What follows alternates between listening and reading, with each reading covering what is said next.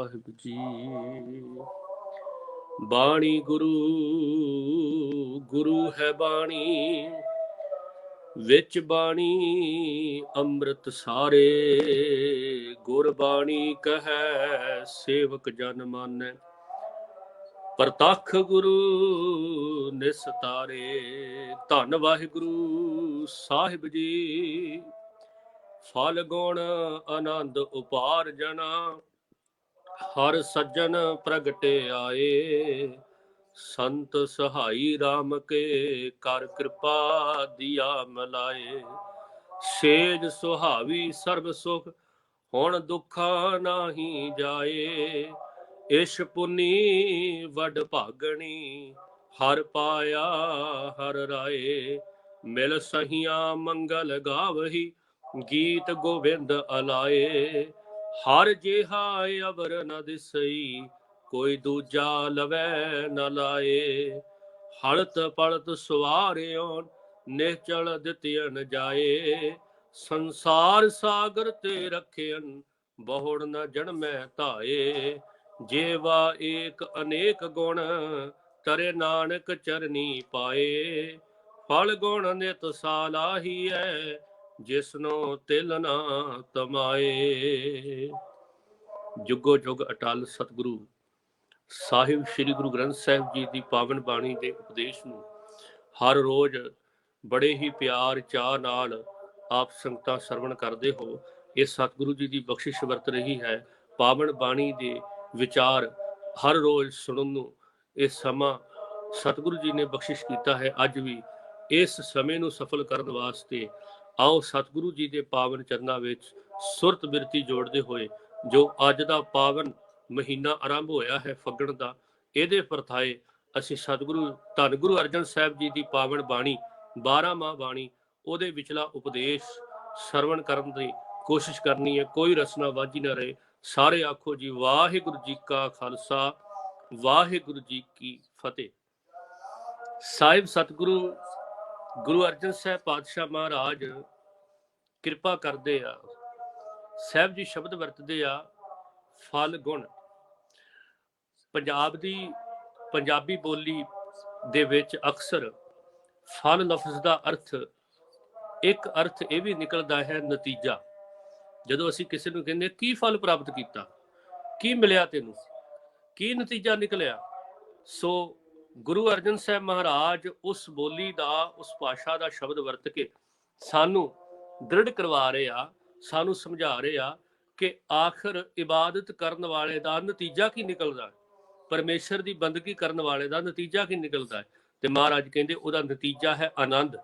ਫਲ ਗੁਣ ਆਨੰਦ ਉਪਾਰਜਨਾ। ਬੇਸ਼ੱਕ ਇਹਦਾ ਇੱਕ ਅਰਥ ਫੱਗਣ ਮਹੀਨੇ ਦੇ ਪਰਥਾਏ ਆ, ਪਰ ਇਹਦਾ ਅਨੁਭਵੀ ਅਰਥ ਯਾਦ ਰੱਖੋ ਆਖਰੀ ਨਤੀਜਾ ਹੈ।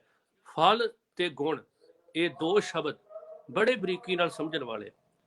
ਜਿਨੇ ਜੀਵਨ ਦੇ ਵਿੱਚ ਯਾਦ ਰੱਖੋ ਪਰਮੇਸ਼ਰ ਦੀ ਇਬਾਦਤ, ਉਹਦੇ ਗੁਣ ਪ੍ਰਾਪਤ ਕੀਤੇ, ਉਹਦਾ ਜੀਵਨ ਸਵਾਰਿਆ ਜਾਂਦਾ ਹੈ, ਉਹਦੇ ਜੀਵਨ ਦੇ ਵਿੱਚ ਉੱਤਮ ਗੁਣ ਆ ਵਸਦੇ ਆ।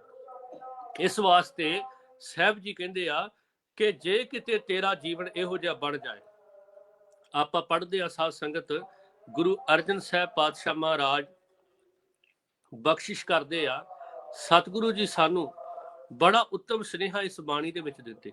ਇਸ ਸਮੁੱਚੀ ਬਾਣੀ ਦਾ ਜਦੋਂ ਅਸੀਂ ਤਰਤੀਬਵਾਰ ਪਦਿਆਂ ਦਾ ਜ਼ਿਕਰ ਕਰਾਂਗੇ ਤੇ ਪਦੇ 14 ਨੇ, ਬੇਸ਼ੱਕ ਮਹੀਨੇ 12 ਨੇ।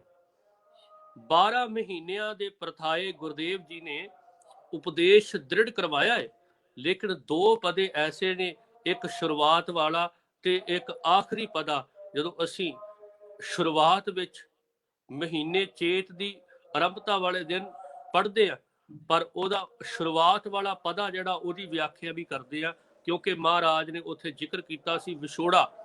ਕਿਰਤ ਕਰਮ ਕੇ ਵਿਛੜੇ ਕਰ ਕਿਰਪਾ ਮੇਲੋ ਰਾਮ, ਕਿ ਹੇ ਵਾਹਿਗੁਰੂ, ਹੇ ਪ੍ਰਮਾਤਮਾ, ਕਿਰਪਾ ਕਰ, ਬਖਸ਼ਿਸ਼ ਕਰ, ਅਸੀਂ ਕਈ ਜਨਮਾਂ ਦੇ ਤੇਰੇ ਨਾਲੋਂ ਵਿਛੜੇ ਹੋਏ ਆ। ਕਿਰਤ ਕਰਮ ਕੇ ਵਿਛੜੇ ਕਰ ਕਿਰਪਾ ਮੇਲੋ ਰਾਮ, ਚਾਰ ਕੁੰਟ ਦਹਿ ਦਿਸ ਭ੍ਰਮੇ ਥੱਕ ਆਏ ਪ੍ਰਭ ਕੀ ਸ਼ਾਮ। ਕਹਿੰਦੇ ਆਖਰ ਅਸੀਂ ਥੱਕ ਹਾਰ ਕੇ ਤੇਰੇ ਚਰਨਾਂ 'ਚ ਆਏ ਆ। ਤੇ ਸਾਧ ਸੰਗਤ, ਚੇਤ ਦੇ ਮਹੀਨੇ ਦੀ ਜਦੋਂ ਆਰੰਭਤਾ ਹੁੰਦੀ ਹੈ, ਗੁਰੂ ਸਾਹਿਬ ਕਿਰਪਾ ਦੇ ਵਿੱਚ ਆ ਕੇ ਸ਼ਬਦ ਵਰਤਦੇ ਆ, ਜੇ ਕਿਤੇ ਤੈਨੂੰ ਗੋਬਿੰਦ ਚੇਤੇ ਆ ਜਾਵੇ, ਚੇਤ ਗੋਬਿੰਦ ਆਰਾਧੀ ਹੈ, ਜੇ ਤੈਨੂੰ ਪਰਮੇਸ਼ਰ ਚੇਤੇ ਆ ਜਾਏ, ਮਾਲਕ ਚੇਤੇ ਆ ਜਾਏ, ਤੇ ਸਤਿਗੁਰੂ ਜੀ ਕਹਿੰਦੇ ਕੀ ਹੋਵੇਗਾ? ਹੋਵੇ ਆਨੰਦ ਘਣਾ। ਕਹਿੰਦੇ ਤੇਰੇ ਜੀਵਨ ਵਿੱਚ ਘਣਾ ਆਨੰਦ, ਘਣੇ ਦਾ ਅਰਥ ਹੈ ਜੀ ਬਹੁਤਾ, ਬਹੁਤ ਜ਼ਿਆਦਾ ਆਨੰਦ ਤੇਰੇ ਜੀਵਨ ਵਿੱਚ ਪਸਰ ਜਾਏਗਾ। ਤੇ ਮਹਾਰਾਜ ਧੰਨ ਗੁਰੂ ਅਰਜਨ ਸਾਹਿਬ ਨੇ ਉੱਥੇ ਵੀ ਇਬਾਦਤ ਕਰਨ ਦਾ ਜ਼ਿਕਰ ਕੀਤਾ ਸੀ। ਅੱਜ ਮਹੀਨਾ ਯਾਦ ਰੱਖੋ ਫੱਗਣ ਦਾ ਹੈ, ਇਹ ਫੱਗਣ ਦਾ 12ਵਾਂ ਮਹੀਨਾ ਹੈ। ਗੁਰਮਤ ਵਿਚਾਰ, ਗੁਰਮਤ ਤਰਤੀਬ ਵਾਰ ਜਦੋਂ ਅਸੀਂ ਵੇਖਾਂਗੇ, ਇਸ ਮਹੀਨੇ ਦੀ ਸਮਾਪਤੀ ਹੈ, ਇਸ ਸਾਲ ਦੀ ਸਮਾਪਤੀ ਹੈ। ਤੇ ਮਹਾਰਾਜ ਮਹੀਨੇ ਦਾ ਜ਼ਿਕਰ ਕਰਦੇ ਹੋਏ ਉਹਦੇ ਲਈ ਸ਼ਬਦ ਵਰਤਦੇ ਆ ਜੀ, ਫਲ ਗੁਣ। ਕਹਿੰਦੇ ਆ ਤੈਨੂੰ ਦੱਸਾਂ, ਇਬਾਦਤ ਕਰਨ ਨਾਲ ਆਖਰੀ ਨਤੀਜਾ, ਆਖਰੀ ਸਿੱਟਾ ਕੀ ਨਿਕਲਦਾ ਹੈ? ਤੇ ਮਹਾਰਾਜ ਕਹਿੰਦੇ ਫਲ ਗੁਣ ਆਨੰਦ ਉਪਾਰਜਣਾ। ਉਪਾਰਜਣਾ ਦਾ ਅਰਥ ਹੈ ਕਿ ਬਹੁਤ ਜ਼ਿਆਦਾ ਆਨੰਦ। ਉੱਥੇ ਸ਼ਬਦ ਵਰਤਿਆ ਜੀ ਘਣਾ। ਮਹਾਰਾਜ ਕਹਿੰਦੇ ਜਦੋਂ ਤੈਨੂੰ ਪਰਮੇਸ਼ਰ ਦੇ ਨਾਮ ਦਾ ਰਸ ਆਉਣਾ ਸ਼ੁਰੂ ਹੋਵੇਗਾ, ਕਦੀ ਸੋਚ ਕੇ ਵੇਖ, ਮਹਾਰਾਜ ਕਹਿੰਦੇ ਤੇਰੇ ਜੀਵਨ ਦੇ ਵਿੱਚ ਇਹ ਉੱਤਮ ਗੁਣਾਂ ਦੀ ਬਖਸ਼ਿਸ਼ ਨਾਲ ਕਿਹੋ ਜਿਹਾ ਜੀਵਨ ਤੇਰਾ ਬਣ ਗਿਆ। ਮਹਾਰਾਜ ਕਹਿੰਦੇ ਫਲ ਗੁਣ ਆਨੰਦ ਉਪਾਰਜਣਾ ਹਰ ਸੱਜਣ ਪ੍ਰਗਟਿਆਏ। ਕਹਿੰਦੇ ਜਦੋਂ ਦੇ ਮੇਰੇ ਹਿਰਦੇ ਵਿੱਚ, ਮੇਰੇ ਮਨ ਵਿੱਚ ਮੇਰਾ ਪਰਮੇਸ਼ਰ, ਮੇਰਾ ਮਾਲਕ ਪ੍ਰਗਟ ਹੋ ਗਿਆ ਹੈ, ਮੇਰਾ ਸੱਜਣ ਪ੍ਰਗਟ ਹੋ ਗਿਆ ਹੈ, ਕਹਿੰਦੇ ਉਹਦੇ ਪ੍ਰਗਟ ਹੋਣ ਦੀ ਦੇਰ ਹੈ, ਉਹਦੇ ਜੀਵਨ ਵਿੱਚ ਆਉਣ ਦੀ ਦੇਰ ਹੈ। ਆਨੰਦ ਉਪਜ ਗਿਆ ਹੈ, ਆਨੰਦ ਜੀਵਨ ਵਿੱਚ ਪੈਦਾ ਹੋ ਗਿਆ ਹੈ, ਔਰ ਉਹ ਵੀ ਆਨੰਦ ਸਦੀਵੀ। ਮਹੀਨਾ ਪਹਿਲਾ ਚੜੇ ਤੇ ਮਹਾਰਾਜ ਕਹਿੰਦੇ ਆ ਤੇਰੀ ਮੰਜ਼ਿਲ ਆਨੰਦ ਹੈ। ਮਹੀਨਾ ਆਖਰੀ ਚੜੇ ਤੇ ਮਹਾਰਾਜ ਕਹਿੰਦੇ ਆ ਤੂੰ ਆਨੰਦ ਦੀ ਅਵਸਥਾ ਦਾ ਧਾਰਨੀ ਹੋਣਾ ਹੈ। ਸਾਧ ਸੰਗਤ ਇਹਨਾਂ ਦੋਨਾਂ ਗੱਲਾਂ ਨੂੰ ਬੜੀ ਬਰੀਕੀ ਨਾਲ ਸਮਝੀ। ਮਹਾਰਾਜ ਕਿਉਂ ਇਸ ਗੱਲ ਦਾ ਜ਼ਿਕਰ ਕਰ ਰਹੇ? ਸਾਹਿਬ ਜੀ ਕਹਿੰਦੇ ਦੇਖ ਧਿਆਨ ਨਾਲ, ਜਦੋਂ ਤੇਰੇ ਹਿਰਦੇ ਵਿੱਚ ਪਰਮੇਸ਼ਰ ਰੂਪੀ ਸੱਜਣ ਪ੍ਰਗਟ ਹੋਇਆ, ਉਦੋਂ ਤੇਰੇ ਵਿੱਚ ਤਬਦੀਲੀ ਕਿਹੋ ਜਿਹੀ ਆਏਗੀ? ਇਹ ਤਬਦੀਲੀ ਦਾ ਜਦੋਂ ਅਸੀਂ ਜ਼ਿਕਰ ਕਰਦੇ ਹਾਂ, ਮਹਾਰਾਜ ਕਹਿੰਦੇ ਸ਼ਬਦ ਵਰਤਦੇ ਆ ਧੰਨ ਗੁਰੂ ਗ੍ਰੰਥ ਸਾਹਿਬ ਦੀ ਬਾਣੀ 'ਚ, ਕਹਿੰਦੇ ਮੇਲ ਪ੍ਰੀਤਮ, ਬੜੀ ਬਰੀਕੀ ਨਾਲ ਸੁਣਿਓ, ਮੇਲ ਪ੍ਰੀਤਮ ਦੁੱਖ ਕਾਟਿਆ। ਕਹਿੰਦੇ ਪਰਮੇਸ਼ਰ ਮਾਲਕ ਨਾਲ ਸੁਰਤ ਜੋੜੀ, ਉਹਦੇ ਨਾਲ ਸੁਰਤ ਜੋੜਨ ਦੀ ਦੇਰ ਹੈ, ਸਾਰਾ ਹੀ ਹਿਰਦੇ ਦੇ ਵਿੱਚ ਪਸਰਿਆ ਹੋਇਆ ਦੁੱਖ ਮਿਟ ਗਿਆ। ਮਿਲ ਪ੍ਰੀਤਮ ਦੁੱਖ ਕਾਟਿਆ। ਤੇ ਸ਼ਬਦ ਵਰਤੇ ਜੀ ਸ਼ਬਦ ਮਿਲਾਵਾ ਹੋਏ। ਕਹਿੰਦੇ ਇਹ ਸਾਰੀ ਬਖਸ਼ਿਸ਼ ਸ਼ਬਦ ਦੀ ਵਰਤੀ ਹੈ। ਜਿਸ ਦਿਨ ਅਸੀਂ ਇਹ ਸੋਚ ਧਾਰਨ ਕਰਾਂਗੇ, ਮਨ ਵਿੱਚ ਵਸਾਵਾਂਗੇ ਕਿ ਮੈਂ ਆਪਣੇ ਗੁਰੂ ਦੇ ਦਿੱਤੇ ਉਪਦੇਸ਼ ਨੂੰ ਆਪਣੇ ਜੀਵਨ ਦਾ ਆਧਾਰ ਬਣਾਉਣਾ ਹੈ, ਮਹਾਰਾਜ ਕਹਿੰਦੇ ਪਰਮੇਸ਼ਰ ਆਪ ਤੇਰੇ ਜੀਵਨ ਵਿੱਚ ਆ ਵਸੇ। ਵੇਖੋ ਜੀ ਸ਼ਬਦ ਵਰਤੇ ਧੰਨ ਗੁਰੂ ਗੁਰੂ ਗ੍ਰੰਥ ਸਾਹਿਬ ਦੀ ਬਾਣੀ 'ਚ ਅਸੀਂ ਰੋਜ਼ ਪੜ੍ਹਦੇ ਆ ਸੋਦਰ ਦੀ ਸਮਾਪਤੀ ਵੇਲੇ, ਤੇ ਮਹਾਰਾਜ ਸ਼ਬਦ ਵਰਤੇ ਕਹਿੰਦੇ ਵੀ ਤਰਸ ਪਿਆ। ਜੇ ਗੁਰੂ ਕਿਰਪਾ ਕਰੇ, ਤਰਸ ਕਰੇ, ਤੇ ਪਰਮੇਸ਼ਰ ਰੂਪੀ ਸੱਜਣ ਮਿਲਾ ਦਿੰਦਾ ਹੈ। ਤਰਸ ਪਿਆ ਮੈਂ ਰਹਿਮਤ ਹੋਈ, ਸਤਿਗੁਰ ਸੱਜਣ ਮਿਲਿਆ, ਨਾਨਕ ਨਾਮ ਮਿਲਿਆ ਤਾਂ ਜੀਵਾਂ ਤਨ ਮਨ ਥੀ ਵੇੜੇ। ਕਹਿੰਦੇ ਜਦੋਂ ਸਤਿਗੁਰੂ ਕਿਰਪਾ ਕਰੇ ਤੇ ਸੱਜਣ ਨਾਲ ਮਿਲਾਪ ਹੋਵੇ, ਉਸ ਸੱਜਣ ਨਾਲ ਮਿਲਣ ਦੀ ਦੇਰ ਹੈ, ਜੀਵਨ ਉੱਤਮ ਬਣ ਜਾਏਗਾ, ਸਚਿਆਰਾ ਬਣ ਜਾਏਗਾ, ਜੀਵਨ ਦੇ ਵਿੱਚ ਸੱਚ ਆ ਜਾਵੇਗਾ। ਇਸ ਕਰਕੇ ਗੁਰਦੇਵ ਜੀ ਕਹਿੰਦੇ ਆ ਕਿ ਤੈਨੂੰ ਉਸ ਪਰਮੇਸ਼ਰ ਦੇ ਮਿਲਾਪ ਦੀ ਅੰਦਰ ਤੜਫ ਪੈਦਾ ਹੋ ਜਾਏ, ਉਸ ਪਰਮੇਸ਼ਰ ਦੇ ਮਿਲਾਪ ਦੀ ਤੜਫ ਨੇ ਤੇਰੇ ਜੀਵਨ ਨੂੰ ਬਦਲਣਾ ਹੈ। ਸਾਧ ਸੰਗਤ ਮਹਾਰਾਜ ਸ਼ਬਦ ਵਰਤਦੇ ਆ, ਕਹਿੰਦੇ ਉਹਦੇ ਨਾਲ ਮਿਲਾਪ ਕਿਵੇਂ ਕੀਤਾ ਜਾ ਸਕਦਾ ਹੈ, ਉਹਦੇ ਲਈ ਮਹਾਰਾਜ ਸ਼ਬਦ ਵਰਤਦੇ ਆ ਜੀ ਸੰਤ ਸਹਾਈ। ਸੰਤ ਸਹਾਈ, ਇਹਨੂੰ ਬੜੀ ਬਰੀਕੀ ਨਾਲ ਸਮਝੋ। ਸੰਤ ਸਹਾਈ ਸ਼ਬਦ ਦਾ ਮਤਲਬ ਕੀ ਆ? ਸੰਤ ਸਹਾਈ ਸ਼ਬਦ ਦਾ ਮਤਲਬ ਹੈ ਉਹ ਸਤਪੁਰਸ਼ ਇੱਕ ਮਿਕ ਪਰਮੇਸ਼ਰ ਨਾਲ, ਉਹਦੀ ਇਬਾਦਤ ਨਾਲ ਜੁੜੇ ਹੋਏ, ਜਿਹੜੇ ਸ਼ਬਦ ਵਿੱਚ ਅਭੇਦ ਹੋ ਗਿਆ, ਜਿਹੜੇ ਕਿਰਤ ਕਰਦੇ, ਨਾਮ ਜਪ ਕੇ, ਵੰਡ ਛਕ ਕੇ ਜੀਵਨ ਜਿਨ੍ਹਾਂ ਦਾ ਚੱਲ ਰਿਹਾ ਹੈ, ਜਿਹੜੇ ਗੁਰ ਉਪਦੇਸ਼ ਤੋਂ ਬਾਹਰੀ ਜੀਵਨ ਬਤੀਤ ਕਰ ਰਹੇ, ਉਹ ਸੰਤ ਨਹੀਂ। ਜਿਹੜੇ ਸਿਰਫ ਪਹਿਰਾਵੇ ਨੂੰ ਮਾਨਤਾ ਦੇ ਰਹੇ, ਉਹ ਸੰਤ ਨਹੀਂ। ਸਾਧ ਸੰਗਤ ਸੰਤ ਉਹ ਜਿਹੜੇ ਇੱਕ ਅਕਾਲ ਪੁਰਖ ਨੂੰ ਧਿਆਉਂਦੇ ਆ, ਉਹਨੂੰ ਯਾਦ ਕਰਦੇ ਆ, ਉਹਨੂੰ ਸਿਮਰਦੇ ਆ, ਉਹਨੂੰ ਚੇਤੇ ਕਰਦੇ ਆ, ਉਹਦੇ ਨਾਲ ਜੁੜੇ ਹੋਏ ਆ, ਕਿਰਤ ਕਰਕੇ ਨਾਮ ਜਪ ਕੇ ਵੰਡ ਛਕਦੇ ਆ। ਉਹਨਾਂ ਸੰਤਾਂ ਦੇ ਡੇਰੇ ਨਹੀਂ ਹੁੰਦੇ, ਯਾਦ ਰੱਖੋ। ਉਹ ਆਮ ਲੋਕਾਂ ਵਿੱਚ ਵਿਚਰਦੇ ਆ, ਉਹਨਾਂ ਨੂੰ ਕਹਿਣ ਦੀ ਜ਼ਰੂਰਤ ਨਹੀਂ ਪੈਂਦੀ ਕਿ ਅਸੀਂ ਸੰਤ ਹਾਂ। ਉਹਨਾਂ ਦਾ ਜੀਵਨ, ਉਹਨਾਂ ਦਾ ਕਿਰਦਾਰ, ਯਾਦ ਰੱਖੋ, ਇਹ ਦੱਸਦਾ ਹੈ ਕਿ ਉਹ ਪਰਮੇਸ਼ਰ ਪ੍ਰਭੂ ਨਾਲ ਜੁੜੇ ਹੋਏ ਆ। ਮਹਾਰਾਜ ਕਹਿੰਦੇ ਉਹ ਤੇਰੇ ਜੀਵਨ 'ਚ ਸਹਾਈ ਹੋਣਗੇ। ਇੱਕ ਸੰਤ ਸ਼ਬਦ ਸਤ ਸੰਗੀਆਂ ਵਾਸਤੇ ਵਰਤੇ, ਸਤ ਸੰਗਤ ਕਰਨ ਵਾਲੇ ਵਾਸਤੇ ਪ੍ਰੇਰਿਤ ਕੀਤਾ ਹੈ। ਤੂੰ ਰੋਜ਼ਾਨਾ ਸਤ ਸੰਗਤ ਕਰ। ਸਤ ਸੰਗਤ ਕਿਹੋ ਜੀ ਕਰ? ਸਾਧ ਸੰਗਤ ਅਸੀਂ ਇਹ ਨਾ ਸਮਝ ਲਈਏ ਕਿ ਮੈਂ ਸਿਰਫ ਗੁਰਦੁਆਰੇ ਮੱਥਾ ਟੇਕਣਾ, ਜਿਵੇਂ ਸੰਗਤ ਆ ਰਹੀ ਹੈ ਜਾ ਰਹੀ ਹੈ। ਸਾਧ ਸੰਗਤ ਯਾਦ ਰੱਖੋ, ਸਾਧ ਸੰਗਤ ਉਹ ਹੈ ਜਿਹੜੀ ਟਾਈਮ ਸਿਰ, ਜਿਨ੍ਹਾਂ ਦੇ ਅੰਦਰ ਸੋਚ ਪੈਦਾ ਹੁੰਦੀ ਮੈਂ ਗੁਰੂ ਕੋਲ ਬੈਠਾ, ਟਾਈਮ ਸਿਰ ਆਉਂਦੇ ਆ। ਜਦੋਂ ਮਿਲਦੇ ਆ, ਉਹ ਵੇਖਦੇ ਆ ਕੀਰਤਨ ਹੋ ਰਿਹਾ, ਗੁਰਬਾਣੀ ਦੀ ਕਥਾ ਹੋ ਰਹੀ ਆ, ਬੜੇ ਪ੍ਰੇਮ ਨਾਲ ਬੈਠ ਕੇ ਸਰਵਣ ਕਰਦੇ ਆ। ਸਾਧ ਸੰਗਤ ਇਸ ਗੱਲ ਨੂੰ ਬੜੀ ਬਰੀਕੀ ਨਾਲ ਸਮਝਿਓ। ਮਹਾਰਾਜ ਸ਼ਬਦ ਵਰਤਦੇ ਆ, ਸਤ ਸੰਗਤ ਕਰਨ ਵਾਲੇ ਦੇ ਅੰਦਰ, ਯਾਦ ਰੱਖੋ, ਇੱਕ ਅਨੇਕ ਤਰ੍ਹਾਂ ਦੇ ਪਰਿਵਰਤਨ ਆਉਂਦਾ ਹੈ। ਤੇ ਉਹ ਪਰਿਵਰਤਨ ਹੈ ਕਿ ਜਦੋਂ ਗੁਰੂ ਨਾਲ ਜੁੜਦਾ ਹੈ, ਗੁਰੂ ਦੇ ਨਾਲ ਉਹਦਾ ਮਿਲਾਪ ਹੁੰਦਾ ਹੈ, ਐਸੀ ਬਖਸ਼ਿਸ਼ ਵਰਤਦੀ ਆ ਸੱਚ ਦੀ ਕਿ ਉਹਦਾ ਜੀਵਨ ਵੀ ਸਚਿਆਰ ਹੋ ਜਾਂਦਾ ਹੈ। ਇਸ ਕਰਕੇ ਕਹਿੰਦੇ ਗੁਰੂ ਦਾ ਸ਼ਬਦ ਤੇਰਾ ਸਹਾਈ ਹੋਵੇਗਾ। ਇਸ ਕਰਕੇ ਕਹਿੰਦੇ ਸਤ ਸੰਗਤ, ਗੁਰੂ ਸ਼ਬਦ ਨਾਲ ਜੁੜੇ ਹੋਏ ਉਹ ਪਵਿੱਤਰ ਜੀਵਨ ਵਾਲੇ ਤੇਰੇ ਵਾਸਤੇ ਸਹਾਈ ਹੋਣਗੇ। ਸੱਚ ਵਿੱਚ ਤੂੰ ਮਿਲਾਪ ਦੀ ਜੇ ਸੋਚ ਧਾਰਨ ਕਰ ਬੈਠਾ ਏ ਤੇ ਕੀ ਕਰ, ਉਹਨਾਂ ਦੀ ਸਹਾਇਤਾ ਲੈ। ਸੰਤ ਸਹਾਈ ਰਾਮ ਕੇ, ਜਿਹੜੇ ਰਾਮ ਨਾਲ ਜੁੜੇ ਹੋਏ ਆ, ਕਹਿੰਦੇ ਕਰ ਕਿਰਪਾ।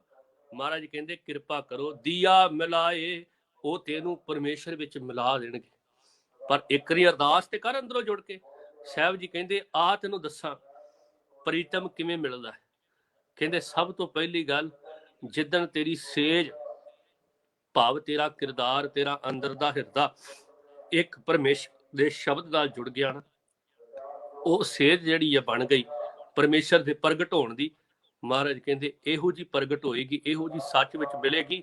ਮਹਾਰਾਜ ਕਹਿੰਦੇ ਵੀ ਅੰਦਰੂਨੀ ਤੌਰ ਤੇ ਸਚਿਆਰ ਬਣਨ ਦੀ ਜੁਗਤੀ ਤੈਨੂੰ ਪ੍ਰਾਪਤ। ਸੇਜ ਸੁਹਾਵੀ, ਸੋਹਣੀ ਸੇਜ ਸੋਹਣੀ ਬਣ ਗਈ।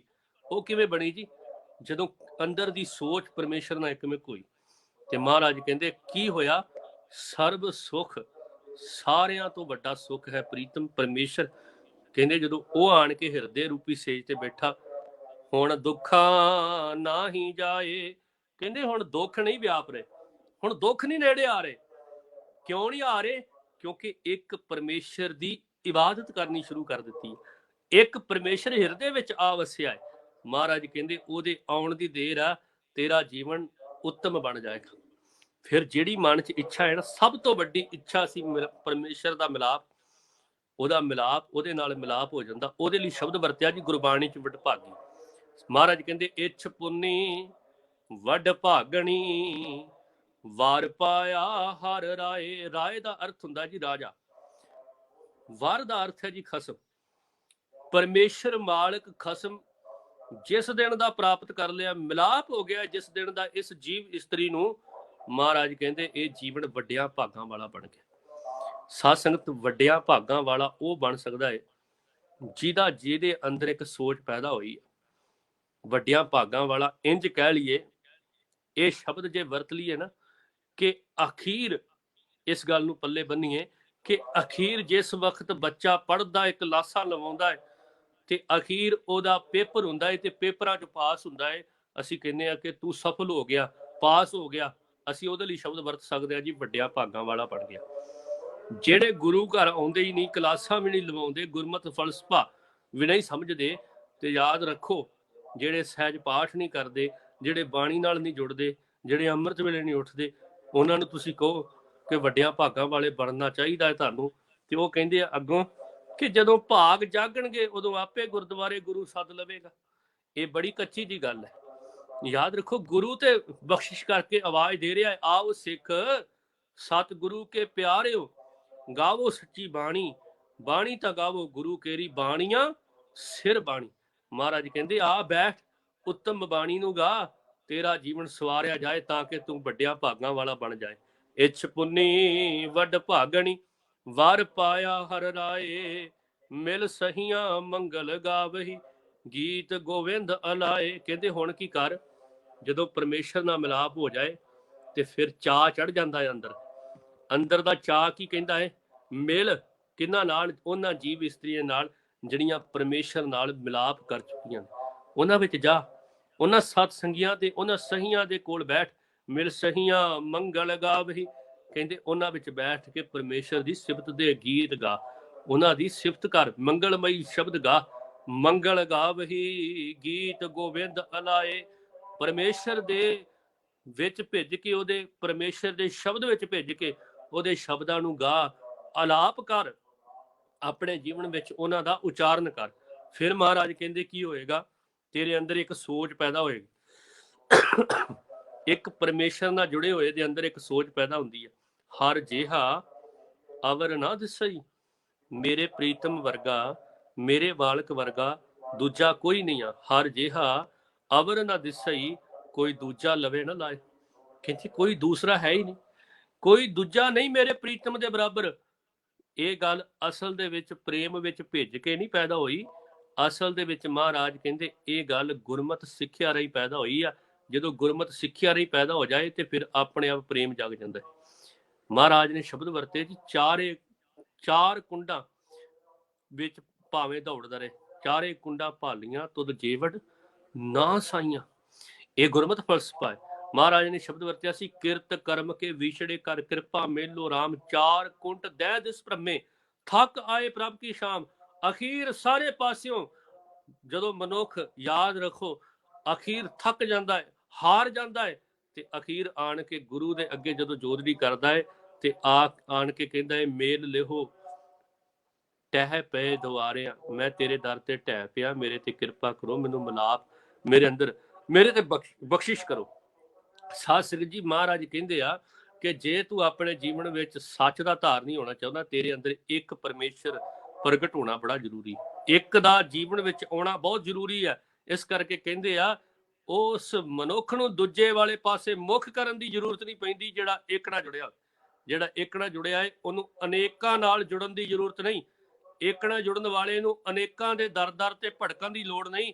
ਜਿਹੜਾ ਇੱਕ ਦਰ ਦਾ ਹੋ ਕੇ ਰਹਿ ਗਿਆ, ਇੱਕ ਪਰਮੇਸ਼ਰ ਨਾਲ ਜੁੜ ਗਿਆ, ਉਹਦਾ ਜੀਵਨ ਉੱਤਮ ਬਣ ਜਾਏ। ਮਹਾਰਾਜ ਨੇ ਸ਼ਬਦ ਵਰਤਿਆ ਜੀ, ਏਕੋ ਹੈ ਭਾਈ, ਏਕੋ ਹੈ ਸਾਹਿਬ ਮੇਰਾ, ਏਕੋ ਹੈ। ਮਹਾਰਾਜ ਨੇ ਸੁਖਮਨੀ ਸਾਹਿਬ ਦੀ ਬਾਣੀ ਸ਼ਬਦ ਵਰਤਿਆ ਜੀ, ਏਕੋ ਜਪ, ਏਕੋ ਸਾਲਾ, ਏਕ ਸਿਮਰ, ਏਕੋ ਮਨ ਆ, ਏਕ ਕੇ ਗੁਣ ਗਾਓ, ਅਨੰਤ ਮਨ ਤਨ ਜਾਪ ਏਕ ਭਗਵੰਤ। ਤੇਰੇ ਮਨ ਤੇ ਤਨ ਵਿੱਚ ਇੱਕ ਦੀ ਆਰਾਧਨਾ ਹੋਵੇ।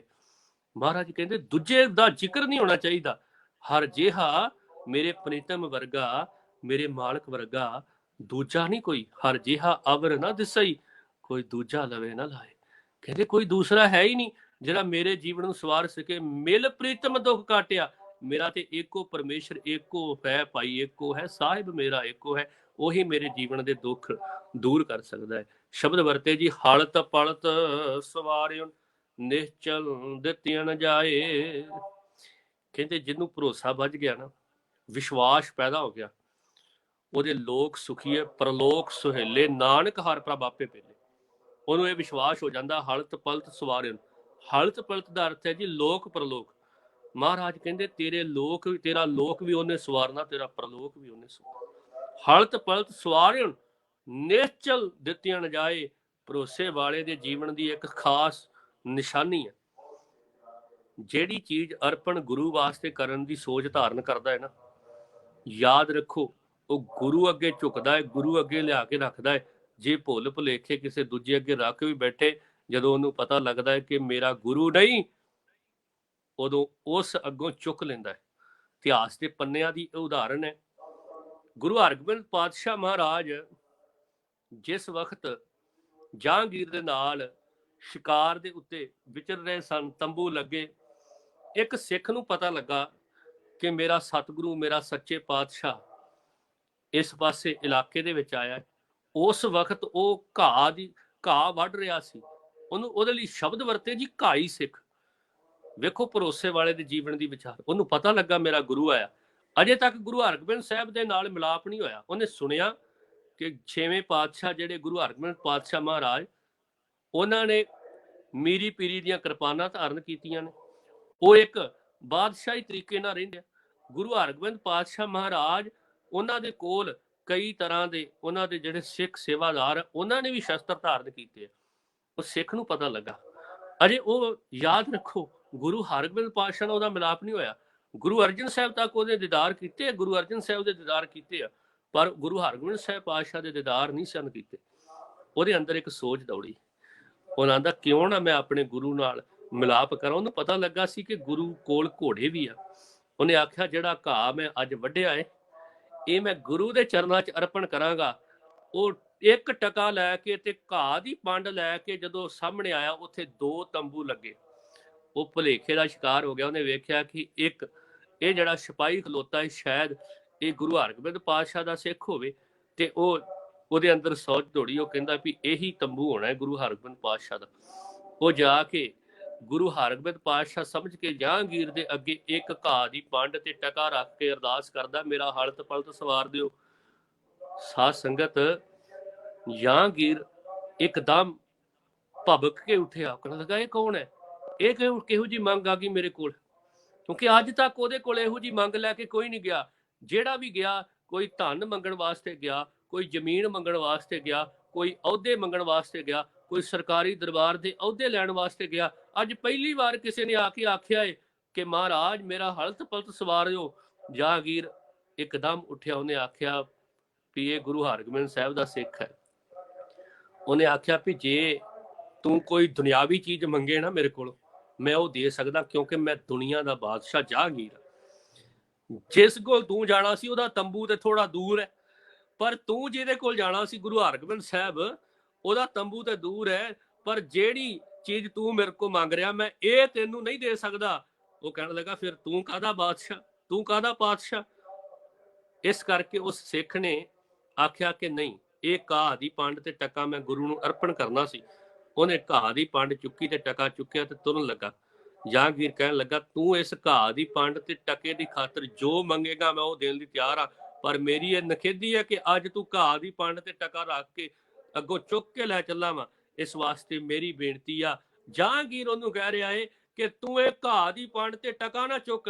ਤੇ ਗੁਰੂ ਕਾ ਸਿੱਖ ਕਹਿੰਦਾ ਮੈਂ ਤੇ ਜਿਸ ਦਿਨ ਤੁਰਿਆ ਸੀ ਉਦੋਂ ਪ੍ਰਣ ਕੀਤਾ ਸੀ ਘਾਹ ਦੀ ਪੰਡ ਤੇ ਟਕਾ ਗੁਰੂ ਹਰਗੋਬਿੰਦ ਸਾਹਿਬ ਪਾਤਸ਼ਾਹ ਜੀ ਦੇ ਚਰਨਾਂ ਵਿੱਚ ਰੱਖਾਂਗਾ ਤੇ ਅਰਦਾਸ ਕਰਾਂਗਾ ਹਲਤ ਪਲਤ ਸਵਾਰ ਦਿਓ। ਜੇ ਤੂੰ ਗੁਰੂ ਹਰਗੋਬਿੰਦ ਸਾਹਿਬ ਨਹੀਂ ਤੇ ਘਾਹ ਦੀ ਪੰਡ ਤੇ ਟਕਾ ਵੀ ਤੇਰਾ ਨਹੀਂ।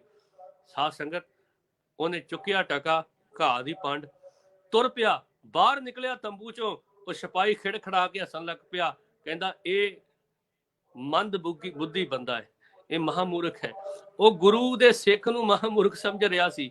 ਤੇ ਹੋਇਆ ਕਿ ਜਦੋਂ ਉਹ ਹੱਸ ਰਿਹਾ ਸੀ, ਉਹ ਕਹਿੰਦਾ ਵੀ ਜੇ ਤੂੰ ਇਹ ਘਾਹ ਦੀ ਪੰਡ ਤੇ ਟਕਾ ਗੁਰੂ ਹਰਗੋਬਿੰਦ ਪਾਤਸ਼ਾਹ ਵਾਸਤੇ ਲਿਆਇਆ ਤੇ ਭੁਲੇਖੇ ਨਾਲ ਜਹਾਂਗੀਰ ਕੋਲ ਆ ਗਿਆ, ਅਗਲਾ ਤੈਨੂੰ ਅਹੁਦੇ ਵੀ ਦੇ ਰਿਹਾ ਸੀ ਤੇ ਤੂੰ ਉਹਨਾਂ ਅਹੁਦਿਆਂ ਨੂੰ ਲੈਣ ਵਾਸਤੇ ਇਹ ਕਿਹੋ ਜੀ ਸੋਚ ਦਾ ਧਾਰਨੀ ਆ। ਉਹਨਾਂ ਅਹੁਦਿਆਂ ਨੂੰ ਲੈਣ ਦੀ ਬਜਾਏ, ਉਸ ਧਨ ਨੂੰ ਲੈਣ ਦੀ ਬਜਾਏ ਤੂੰ ਗੁਰੂ ਹਰਗੋਬਿੰਦ ਸਾਹਿਬ ਦੇ ਅੱਗੇ ਰੱਖ ਕੇ ਕਿਹੋ ਜੀ ਮੰਗ ਮੰਗ ਰਿਹਾ। ਤੇ ਉਸ ਸਿਪਾਹੀ ਨੂੰ ਗੁਰੂ ਕੇ ਸਿੱਖ ਨੇ ਜਵਾਬ ਦਿੱਤਾ ਸੀ। ਜਵਾਬ ਬੜਾ ਪਿਆਰਾ। ਉਹਨੇ ਆਖਿਆ ਤੂੰ 100 ਘਾਹ ਦੀਆਂ ਪੰਡਾਂ ਰੱਖ ਜਹਾਂਗੀਰ ਦੇ ਅੱਗੇ, 100 ਟਕੇ ਰੱਖ ਦੇ, ਜਾਂ ਤੈਨੂੰ ਉਹ ਜੇ ਅਹੁਦੇ ਉਹਨੇ ਤੇਰੇ ਅੱਗੇ ਪੇਸ਼ ਨਹੀਂ ਕਰਨੇ। ਮੇਰਾ ਜ਼ਮੀਰ ਖਰੀਦ ਰਿਹਾ ਸੀ ਕਿ ਇਹ ਸਿੱਖ ਕਿੱਥੋਂ ਤੱਕ, ਯਾਦ ਰੱਖੋ, ਗਿਰ ਸਕਦਾ ਹੈ, ਪਰ ਮੈਂ ਗੁਰੂ ਹਰਗੋਬਿੰਦ ਸਾਹਿਬ ਦਾ ਸੱਚਾ ਸਿੱਖ ਹਾਂ। ਮੈਂ ਗੁਰੂ ਨੂੰ ਸਮਰਪਿਤ ਹਾਂ। ਮੈਂ ਗੁਰੂ ਤੋਂ ਸਿਵਾਏ ਕਿਸੇ ਹੋਰ ਵਾਲੇ ਪਾਸੇ ਨਾ ਮੁੱਖ ਕਰਦਾ, ਨਾ ਗੁਰੂ ਤੋਂ ਸਿਵਾਏ ਕਿਸੇ ਹੋਰ ਵਾਲੇ ਪਾਸੇ ਸੋਚਦਾ। ਵੇਖੋ ਕਿੱਡੀ ਵੱਡੀ ਗੱਲ ਹੈ।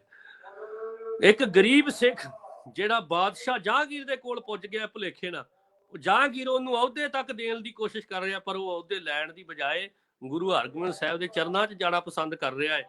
ਤੇ ਸਾਧ ਸੰਗਤ, ਅੱਜ ਥੋੜੀ ਜਿਹੀ ਜੇ ਝਾਤੀ ਮਾਰੀਏ ਸਾਡੇ ਸਮਾਜ ਦੀ, ਸਾਡੇ ਅਹੁਦੇਦਾਰ, ਸਾਡੇ ਗੁਰੂ ਘਰਾਂ ਦੇ, ਯਾਦ ਰੱਖੋ ਗੁਰੂ ਘਰਾਂ ਨੂੰ ਚਲਾਉਣ ਵਾਲੇ ਸਾਡੇ ਸੱਜਣ, ਉਹ ਅੱਜ ਸਰਕਾਰਾਂ ਦੇ ਪੈਰਾਂ ਵਿੱਚ ਡਿੱਗ ਰਹੇ ਆ, ਸਰਕਾਰਾਂ ਦੇ ਝੋਲੀ ਚੁੱਕ ਬਣ ਰਹੇ ਆ। ਉਹ ਅੱਜ ਸਰਕਾਰਾਂ ਦੀਆਂ ਸਿਫਤਾਂ ਕਰਦੇ ਆ ਸਟੇਜਾਂ ਤੋਂ। ਉਹਨਾਂ ਲੋਕਾਂ ਬਾਰੇ ਕੀ ਕਿਹਾ ਜਾ ਸਕਦਾ ਹੈ?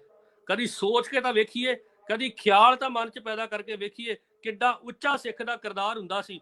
ਅੱਜ ਇੰਨਾ ਨੀਵਾਂ ਕਿਵੇਂ ਜਾ ਰਿਹਾ ਹੈ ਕਿ ਅਸੀਂ ਉੱਤਮ ਸਿੱਖਾਂ ਦੀ ਜਿਹੜੀ ਆ ਚੋਣ ਨਹੀਂ ਕਰ ਪਾ ਰਹੇ, ਉਹਨਾਂ ਨੂੰ ਉੱਤਮ ਸਿੱਖਾਂ ਨੂੰ ਅੱਗੇ ਨਹੀਂ ਲਿਆ ਪਾ ਰਹੇ। ਇਹ 'ਚ ਸਾਡੀ ਵੀ ਇੱਕ ਘਾਟ ਹੈ। ਸਾਨੂੰ ਸੋਚਣ ਦੀ ਜ਼ਰੂਰਤ ਹੈ। ਗੁਰਮਤਿ ਫਲਸਫਾ ਸਾਡਾ ਜੀਵਨ ਸਵਾਰ ਸਕਦਾ ਹੈ। ਅਸੀਂ ਗੁਰਮਤਿ ਫਲਸਫੇ ਦੀ ਗੱਲ ਕਰੀਏ, ਗੁਰਮਤਿ ਫਲਸਫਾ ਸਾਡੀਆਂ ਸਟੇਜਾਂ ਤੋਂ ਗੂੰਜੇ, ਗੁਰੂ ਦੀ ਵਿਚਾਰ ਸਾਡੇ ਜੀਵਨ 'ਚੋਂ ਗੂੰਜੇ। ਇਹ ਸਾਨੂੰ ਸੋਚਣ ਦੀ ਅੱਜ ਜ਼ਰੂਰਤ ਹੈ। ਜੇ ਅੱਜ ਅਸੀਂ ਉਸ ਪੁਰਾਤਨ ਸਿੱਖਾਂ ਵਾਂਗ ਨਾ ਸੋਚ ਪਾਏ ਤੇ ਯਾਦ ਰੱਖੋ ਅਸੀਂ ਉਹੋ ਜਿਹਾ ਜੀਵਨ ਧਾਰਨ ਨਹੀਂ ਕਰ ਪਾਵਾਂਗੇ। ਸਿਰਫ ਯਾਦ ਰੱਖੋ ਇੱਕ ਸ਼ਬਦ, ਜਿਹੜਾ ਅਸੀਂ ਟਾਈਮ ਟਪਾਉਣ ਵਾਲਾ ਜਿਹੜਾ ਕੰਮ ਕਰ ਰਹੇ ਹਾਂ, ਯਾਦ ਰੱਖੋ ਅੱਜ ਜੇ ਜ਼ਰੂਰਤ ਹੈ ਤੇ ਉਹ ਗੁਰਮਤਿ ਪ੍ਰਚਾਰ ਦੀ ਜ਼ਰੂਰਤ ਹੈ। ਇਹੋ ਜਿਹੇ ਗੁਰੂ ਕਿਆਂ ਸਿੱਖਾਂ ਦੇ ਜੀਵਨ ਜਿਹੜਾ ਕਿਰਦਾਰ ਉਹ ਜੇ ਬਣਾਉਣ ਦੀ ਜ਼ਰੂਰਤ ਹੈ। ਗੁਰੂ ਹਰਗੋਬਿੰਦ ਸਾਹਿਬ ਦੇ ਸਾਹਮਣੇ ਜਾ ਕੇ ਗੁਰੂ ਕਾ ਸਿੱਖ ਟਕਾ ਤੇ ਘਾਹ ਦੀ ਪੰਡ ਰੱਖ ਕੇ ਆਖਦਾ ਹੈ, ਸਤਿਗੁਰੂ ਮੇਰਾ ਹਲਤ ਪਲਤ ਸਵਾਰ ਦਿਓ। ਤੇ ਗੁਰੂ ਹਰਗੋਬਿੰਦ ਸਾਹਿਬ ਤਖਤ ਤੋਂ ਉੱਠ ਕੇ ਗੁਰੂ ਕੇ ਸਿੱਖ ਨੂੰ ਸੀਨੇ ਨਾਲ ਲਾਉਂਦੇ ਆ। ਜਿਹੜਾ ਗੁਰੂ ਨੂੰ ਯਾਦ ਰੱਖੋ ਛੱਡਦਾ ਨਹੀਂ, ਗੁਰੂ ਵਾਲੇ ਪਾਸੇ ਮੁੱਖ ਰੱਖਦਾ ਹੈ, ਗੁਰੂ ਉਹਦੇ ਤੇ ਇਤਨੀ ਬਖਸ਼ਿਸ਼ ਕਰਦਾ, ਉਹਨੂੰ ਆਪਣੇ ਸੀਨੇ ਨਾਲ ਲਾ ਲੈਂਦਾ। ਜੇ ਅੱਜ ਅਸੀਂ ਗੁਰੂ ਦੇ ਸੀਨੇ ਨਾਲ ਲੱਗਣ ਦੀ ਸੋਚ ਧਾਰਨ ਕਰਨਾ ਚਾਹੁੰਦੇ ਆ ਤੇ ਗੁਰੂ ਵਾਲੇ ਬਣੀਏ।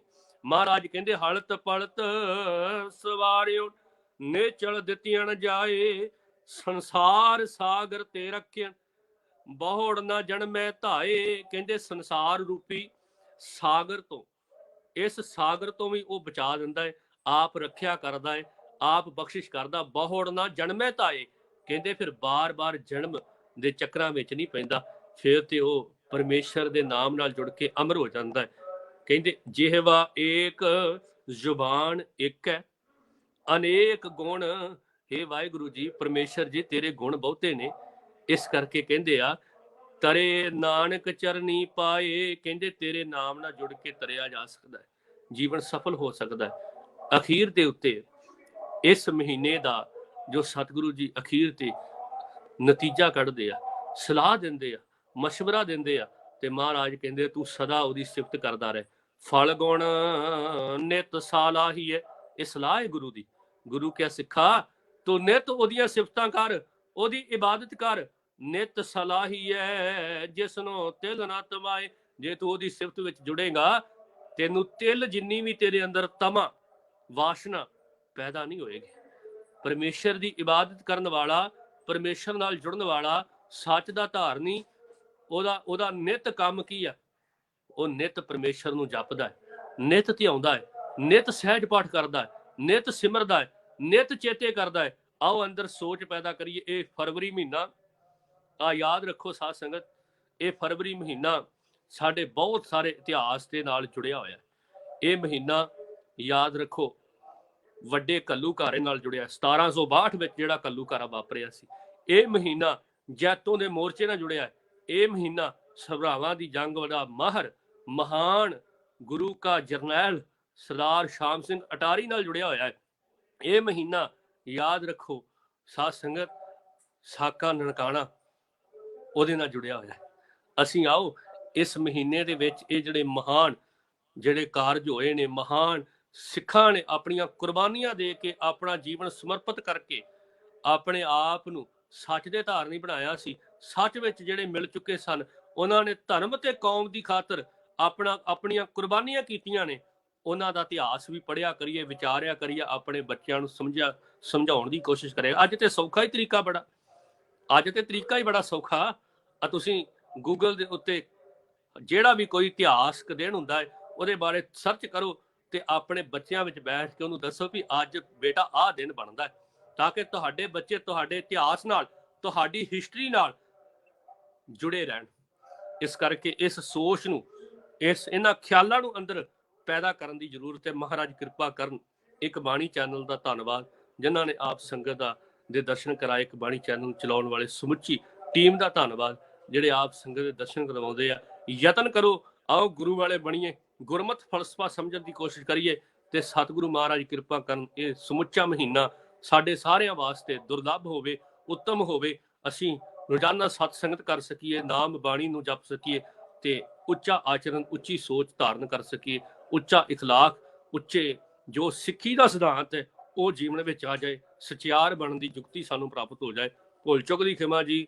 ਵਾਹਿਗੁਰੂ ਜੀ ਕਾ ਖਾਲਸਾ, ਵਾਹਿਗੁਰੂ ਜੀ ਕੀ ਫਤਿਹ।